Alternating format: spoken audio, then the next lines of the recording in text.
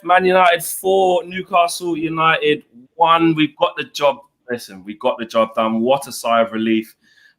Few different emotions and roller coasters in that game, but we got it done, man. Big changes by Ollie as well.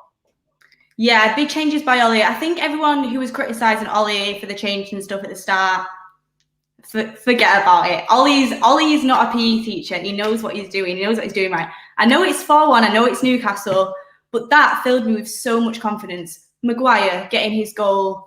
Absolutely. I was literally running around my house. I was buzzing for him. I feel like that's a step in the right direction for him to start moving forward. That's what we paid 80 million for. Do it more often. That's amazing. Wan-Bissaka's goal, I was absolutely gassed. He was getting forward so much more. Yeah, sometimes he should maybe just one-touch it and cross. He dallies around with it for a bit too long. But I was absolutely gassed when he got his goal. Bruno missing the penalty. Everyone going off on Twitter. That's the mentality you need. He never, ever, ever, ever gives up. Mata and Bruno's link-ups. Mata's just proved he's not too old for it. He was absolutely amazing. And that's where I think personally Van der Beek should play, because I think he can take on that Mata role with Bruno and link it up. I mean, he proved it. That goal, I don't care what anyone says, that was a wonder goal.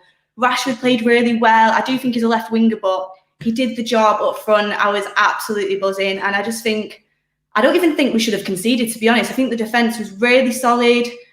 Luke Shaw, I'm still a bit like that. I feel like Tellys could start ahead of him. Sometimes he just doesn't look like he's in the right position, but going forward, he was quite good. I'm just absolutely buzzing. You could tell what it meant to Ollie, and you can tell that the players went out and played for him today. Yeah, do you know what? And he made a lot of big changes. And you're right, there were a lot of people on social media saying this team's shit. He's waving a white flag. He basically wants to get sacked. And I was in one of the camps basically saying that, look, I can see why he's made the changes. We need to be more resilient. And we was.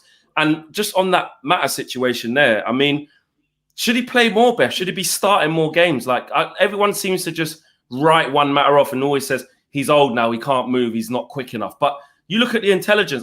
He was my man of the match, but do you think he should play more?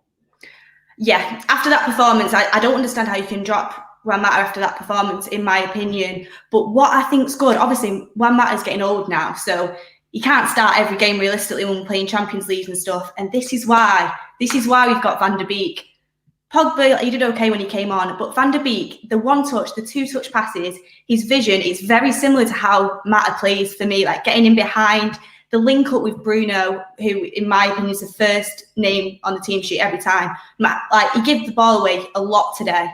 But Bruno, he's the man. His mentality, he never dies. But for me, yeah, Bruno, Mata has to start more, especially after today's performance. He got Player of the Month last month. Well, playing in the cup games. Yeah, exactly. Playing in the cup games. That just shows how not good we've started the season, to be honest. And everyone's saying Ollie, he shouldn't have made them changes. But I'm glad he made them changes, because you can't send out the same team that started so poorly. And I think the reason we did well today is because the midfield had so much more link-up play, and that's down to Juan Mata as well, linking up with Bruno, my man of the match, definitely. Yeah, it is. And what do you think this will do for the pressure on Ollie? Do you think, look, we know that he's always dividing opinion a lot across the fan base. There's still going to be a lot of the fan base who want him to go anyway. So the fact that this has happened, they're still going to say it was luck or, it just happened. They will say that. But in terms of the pressure on him, do you think it's eased? And do you think going into this difficult run of games now, because the next batch is where it really starts, do you think it's made them more confident, the players? 1,000,000%. It'll boost the confidence so much. The likes of Maguire and Wan-Bissaka were in bad form, and they were letting us down a lot of the time. I even thought Lindelof played well today. Yeah. I much prefer him to Bailly, by the way, on that topic. Yeah. But I think it lifts the confidence by leaps and bounds. You can tell the players were playing for Ollie today. And I know it's only Newcastle. People say it's only Newcastle. But Newcastle weren't a pushover today. I know we only scored the last 3 in the last 10 minutes. But that's because James came off for me. I think Ollie should have made them subs a lot earlier. Yeah. People are saying Dan James played quite well today. I think his running was good, but and product. Van der Beek is just 1,000,000 times better than him. James never makes the right pass at the end of his runs, and them subs should have been 10 minutes early. That's my only critique on Ollie. But to answer your question, yeah, we're going to go into these run of games a lot more confident. I know there's a lot to do yet, but you know what? PSG, can give them a game. I'm not very confident going into that game because of the calibre of players they have. But I think Chelsea, we can definitely beat Chelsea. I saw them today against Southampton. 3-3. Awful at the back.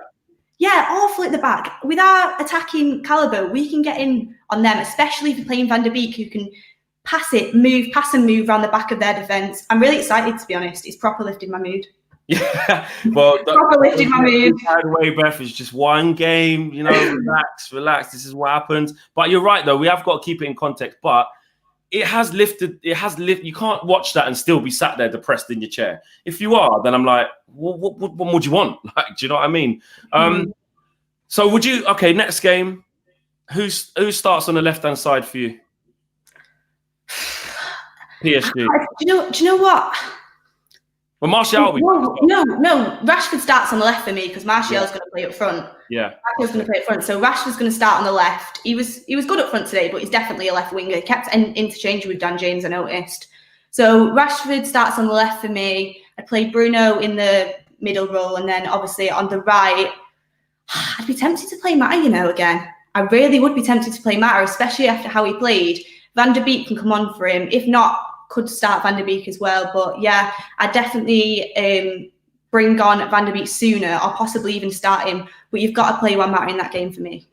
Who was your man of the match? Last question. Man of the match, it's got to be Mata. His play with Bruno, it lit it up. Bruno often is giving the ball away a lot. He gave it away a lot today because obviously he was trying things. He was trying to force it after he missed his penalty, but he never gives up. And him and Mata's passes, that's what made the game for me. Beth, we've got it. 4-1 win. Roll on Tuesday. PSG. Hopefully. Man, imagine if we go there and win. Imagine if this is the start of a new Ollie bounce. Exactly. It's the start of the new Ollie bounce. And then people are gonna sit down. I'm positive for it. People will come back to me and be like, you said that, did you? And now you lost. But you've got to be positive, especially in times like this. Love that. Beth, thanks, man. I'll see you on Tuesday evening. Thank you very much.